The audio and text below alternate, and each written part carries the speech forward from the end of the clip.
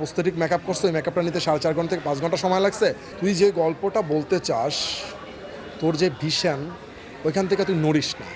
ভুলভাল মনে হয় আমার কাছে, কারণ আমার সাথে এরকম হয় না। আমার সাথে বরং এমনও হয়েছে সে 15-20 মিনিট আগেও আসছে, এবং এমনও হয়েছে সে 4:30টার সময় ঘুম থেকে উঠছে, 4টার সময় ঘুম থেকে উঠছে, ওইটা প্রস্থেটিক মেকআপ করছে, ওই মেকআপটা নিতে 4.5 ঘন্টা থেকে 5 ঘন্টা সময় লাগছে।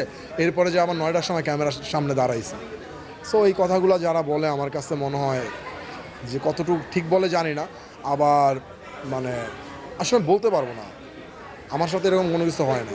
সাকিব ভাই তো অনেক কথাই বলছে, মানে অনেক কিছু বলছে, এইটা এই। সবচেয়ে একটা কথা সবচেয়ে বেশি কাজে লাগছে, সেটা হচ্ছে কম্প্রোমাইজ করা যাবে না। তুই যে গল্পটা বলতে চাস, তোর যে ভিশন, ওইখান থেকে তুই নড়িস না। এতটুকু বলছো, অতটুকু আমার মাথায় ছিল একদম শুরু থেকে শেষ পর্যন্ত।